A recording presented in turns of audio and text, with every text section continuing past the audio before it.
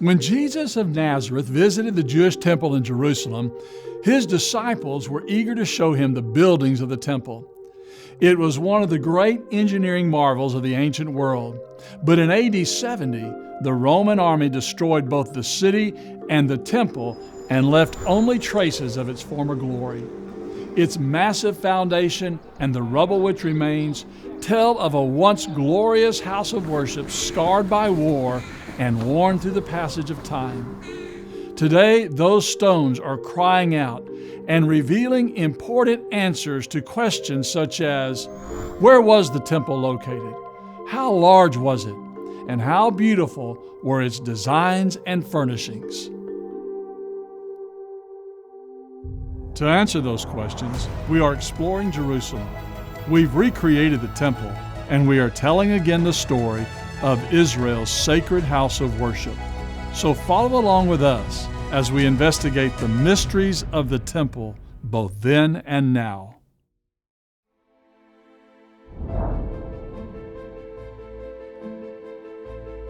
The stones surrounding the holy hill of Zion have been crying out for centuries. And those stones, along with the writings of Josephus, the Mishnah, and the Bible, are giving scientists the needed data to better understand the past.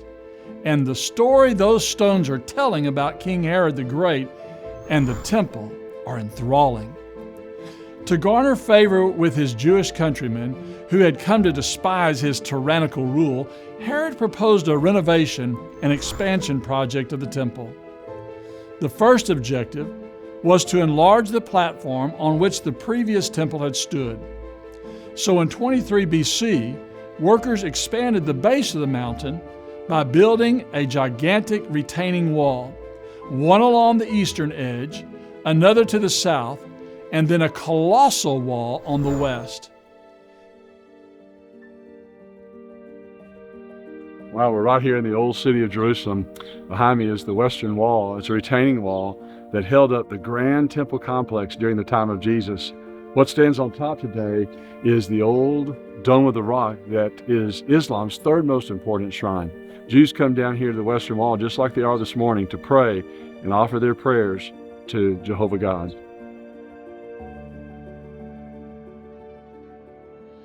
In some places, the Western Wall is an estimated 15 feet thick, with one of its largest stones weighing approximately 600 tons, far more than any stone found in the pyramids at Giza.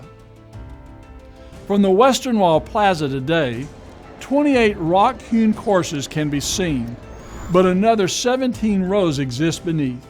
In the first century, the first course would have been visible to the open air, and visitors could have walked along its gargantuan wall, gazing up at a 196-foot tall structure, where at the top stood the ground floor of the temple sanctuary.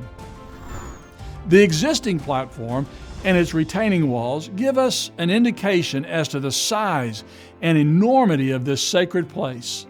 Some 26 NFL-sized football fields could be placed on its surface, and by comparison, would have covered more than 4 times the area found on the Acropolis in Athens. The stones used in the construction of the temple were crafted with a unique large framed edge and a flat boss that came to be known as Herodian stone. After the Roman destruction of AD 70, many of the stones from the dismantled temple on top were hewn down to a more manageable size and reused to create newer walls and extend the height of the old ones. Stones from later periods are positioned on top of the walls from previous eras and are usually smaller and shaped differently from those of the earlier Herodian and Hasmonean periods. Major sections of the walls today, especially along the southern end and east along the Kidron Valley, were built during the 16th century under the rule of an Ottoman ruler named Suleiman the Great. Here on the eastern side of the old city, the Golden Gate is the oldest gate of the Jerusalem city walls. Situated just across from the Mount of Olives and the Kidron Valley, this gate is associated with numerous biblical passages. Entering and exiting the temple through the large retaining walls occurred from one of several locations. Below today's eastern gate, built sometime during the later Byzantine or Arabic periods, are the alleged remains of a Hasmonean gate. Some have suggested that this gate is the one that Jesus entered on Palm Sunday in fulfillment of the messianic prophecy found in the book of Zechariah. The Mishnah calls this the Shushan gate, where the red heifer was presented for sacrifice and where the scapegoat exited during the Day of Atonement. In the north, several important landmarks existed, such as the northeast defensive tower and the adjacent Pool of Israel, which served as a defensive moat and a water reservoir for the temple. The northern wall also contained an entrance known as the Sheep's Gate, and on the northwestern corner stood the fortress Antonia, which Herod named after Mark Antony, a Roman general and ally of Julius Caesar. Along the western side, there were 4 entrances, each identified today by the names of modern explorers who discovered them. Wilson's Arch supported a bridge giving access to the temple from the upper city. Warren's Gate, located to the north, is still visible, but was closed and permanently sealed in the 12th century. Today, it is only accessible underground and remains a popular place for Jewish women to gather and pray. Barclay's Gate is to the south. It also is now closed and was permanently sealed during the 10th century, but portions of its massive lintel, doorpost, and archway are still visible from the western wall plaza. The most impressive of the gates on the western wall was here on the southwestern corner. And if you look up there on the side of that wall, you can actually see the arch that supported a bridge that came down to the central valley. And above that arch was the gateway into the temple. It's known today as Robinson's Arch because Edward Robinson, a 19th century explorer, was the first to really notice it. His discovery corroborates the testimony of Josephus, who described an elaborate staircase leading up to the royal stoa that was perched on top of the southwestern portion of the temple. The base structure for that staircase was discovered in 1838, but we now know that some 45 feet from the main wall, the stairs turned southward and dropped down into the central valley, where it joined an area crowded with shops and vendors. On the southern portion of the retaining walls, evidence reveals 2 separate entry points, one known as the Triple Gate and the other as the Double Gate. The gates, which can be seen today, were built in the 16th century, but remains of the original gate structures are visible in the unique Greek and Roman style headers and in the door jambs and lintels.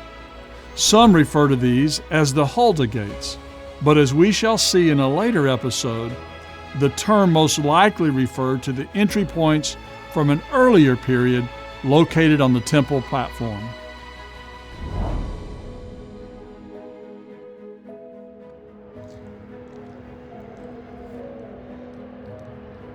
The stairs leading up to the gates on the south are sometimes called the southern steps, and were surrounded by numerous mikvaot used for ritual immersion. The location of these mikvaot were important in the New Testament era for a variety of reasons.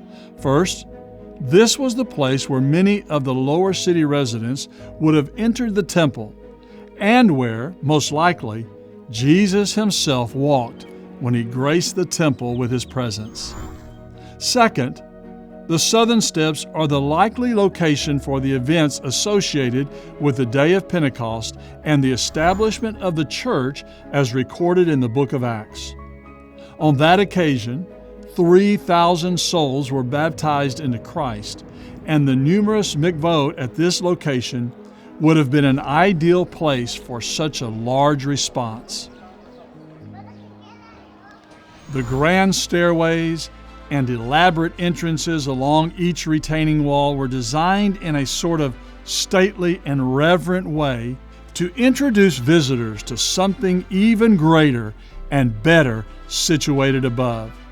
A visitor coming to the temple had to have been enthralled and excited to come into the presence of God. But before arriving inside, they must have been filled with amazement and awe to see such a large and beautiful approach. In summary, the walls that bore the weight of the Grand Temple complex, the mikvaot that contained the water for ritual cleansing, and the beautiful stairways that led to the uniquely designed gates tell the story of the emphasis and importance given to the temple. But there is still much to be understood about the value and the importance of this grand temple of the Jews. In our next episode, we will venture beyond these walls, go back in time, and walk in the steps of a first-century Jew who had come to the temple for worship. So follow along with us as we continue our quest to discover the mysteries of the sacred temple, both then and now.